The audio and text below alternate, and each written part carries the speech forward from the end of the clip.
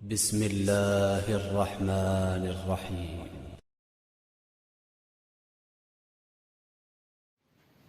اعوذ باللہ من الشیطان الرجیم.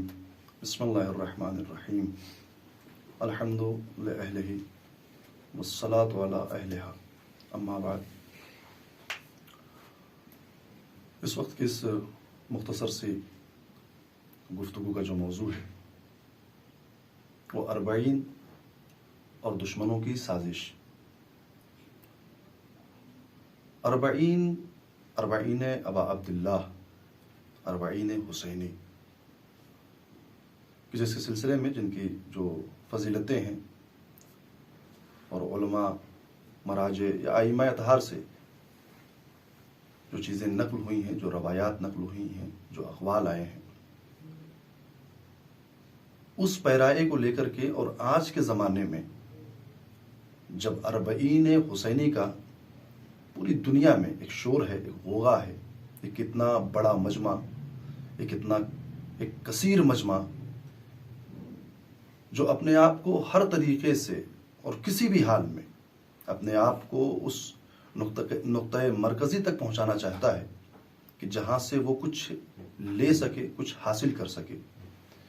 اس مجمع کو دیکھ کر کے دشمن اس کی چمک کو، اس کی رونق کو کم کرنے کے لیے کتنی کوششیں کر رہا ہے.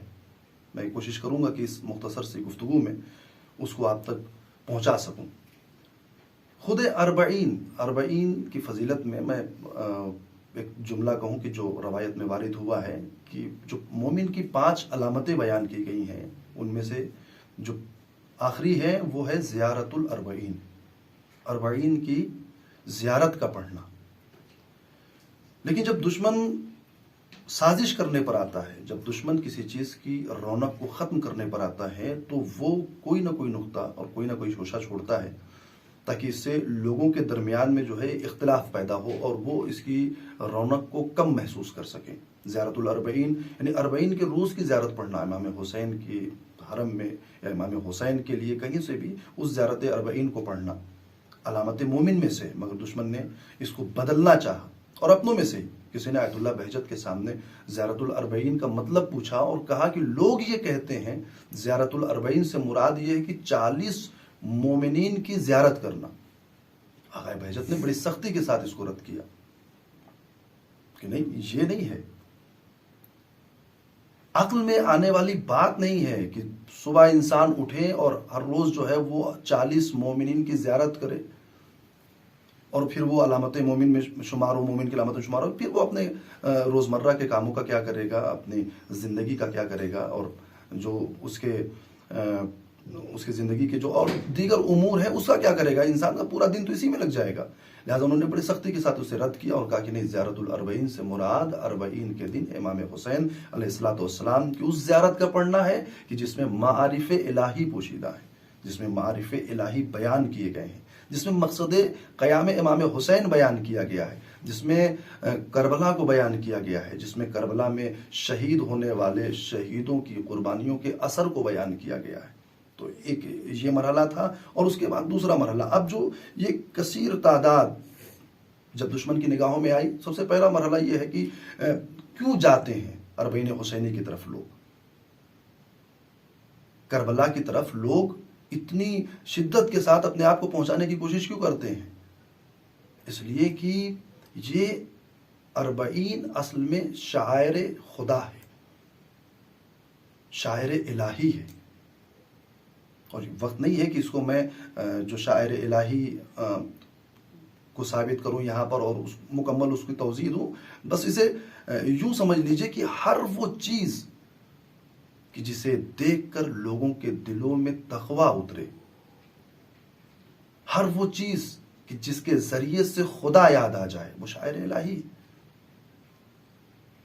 40 حسینی میں جانے والا ہر شخص جو امام حسین کی بارگاہ میں اپنے آپ کو پہنچانا چاہتا ہے وہ اسی شاعر الہی کی تعظیم کے لیے جاتا ہے تاکہ دل میں تقوی اترے. ہم اور آپ شاید ہو سکتا ہے کہ اس کو نہ سمجھ پائے ہوں یا بہت دیر میں سمجھے ہوں یا آپ سمجھنے کی کوشش کر رہے ہوں، لیکن دشمن بہت پہلے سمجھ چکا ہے. دشمن جانتا ہے کہ اگر اس 40 حسینی کو یا ان شاعر خدا کہ چہرے کو بگاڑا نہ گیا، اس کے خلاف لوگوں کو جمع نہ کیا گیا، کھڑا نہ کیا گیا، تو ایک وہ زمانہ آئے گا کہ جب یہی مجمع جو آج جمع ہو کر کے اس نقطۂ مرکزی کے سامنے کھڑا ہو کر کے لبیک یا حسین کے نعرے بلند کر رہا ہے، کل کو وہی مجمع پلٹ کر کے استعمار کی حکومتوں کو گرا سکتا ہے۔ اگر وہ بیدار ہو جائے، اگر وہ سمجھ لے، اگر وہ شعور حسینی، اگر وہ شعور اربعین اس کے دل میں، اس کے قلب میں اتر جائے، تو یہی مجمع استعمار کی سازشوں کو ناکام کر سکتا ہے۔ آپ دیکھیں انہی شاعر خدا میں سے ایک شاعر الہی روضہ نبوی کے سامنے مدینے میں ایک چھوٹا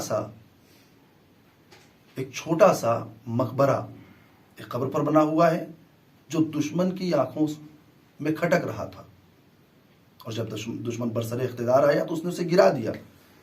لوگوں نے پوچھا اسے کیوں گرایا، تو انہوں نے ایک عقیدہ بیان کیا کہ ہماری نگاہ میں یہ شرک ہے۔ حالانکہ شرک وغیرہ یہ ایک بہانے بازی ہے، اصل میں گرایا کیوں؟ اس لیے کہ یہ شاعر خدا ہے۔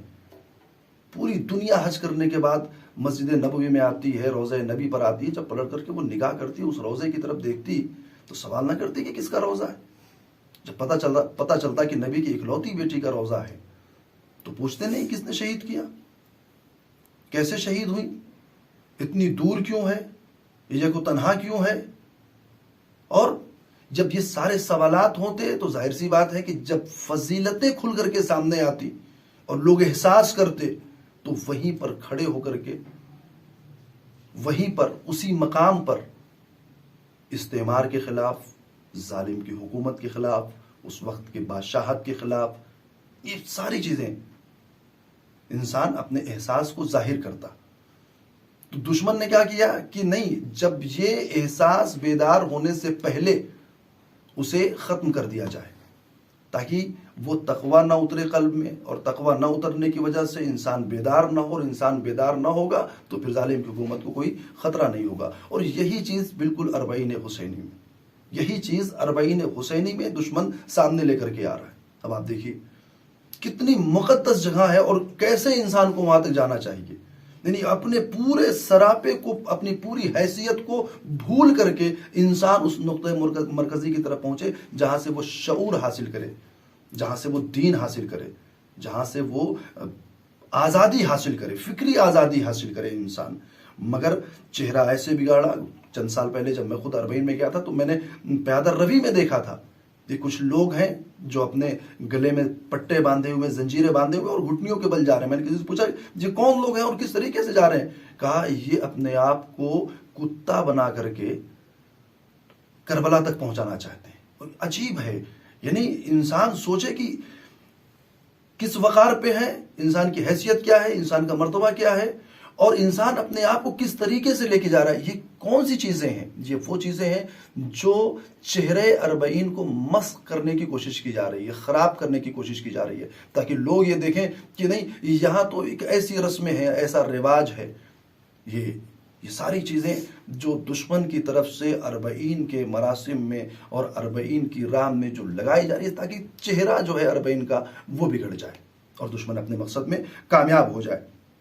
مختلف افواہوں کو لوگوں کے درمیان میں پھیلانا، جیسے ہی زمانہ اربعین شروع ہوتا ہے اور ایک افواہوں کا ایک دور ہوتا ہے، ایک زور ہوتا ہے دشمن کی طرف سے، اور جب انسان ان افواہوں پر متوجہ ہوتا ہے، توجہ کرتا ہے افواہوں پر، تو پھر اس کا وہ جانے کا جو ارادہ ہوتا ہے، جو اس کا عزم ہوتا ہے، وہ ڈگمگانے لگتا ہے۔ انسان سوچتا ہے جائیں نہ جائیں، کیا ہوگا کیا نہ ہوگا، زندگی کا خطرہ، جان کا خطرہ، مال کا خطرہ، اسباب کا خطرہ، پریشانیاں ہیں، مشکلات ہیں۔ دشمن اپنی اس سازش میں کامیاب ہوتا نظر آتا ہے جب انسان اپنے ارادے کو، اپنے عزم کو روک لے۔ تو افواہیں اربعین سے پہلے مختلف قسم کی افواہیں جو ہیں وہ پھیلائی جاتی ہیں، یا بیماری کے بہانے سے، یا جو ہے داعش کے بہانے سے، یا کسی اور بہانے سے، مختلف قسم کی جو ہے وہ اسی اربعین کے چہرے کو بگاڑنے کے لیے۔ مگر یاد رہنا چاہیے دشمن کو کہ نہ اربعین حسینی پر آچانے والی، دنیا چاہے جتنی سازش کر لے، چاہے جتنا زور لگا لے، نہ اربعین حسینی پر آچانے والی ہے، نہ مقصد حسینی پر آچانے والی ہے، نہ عزاداری حسین پر آچانے والی ہے۔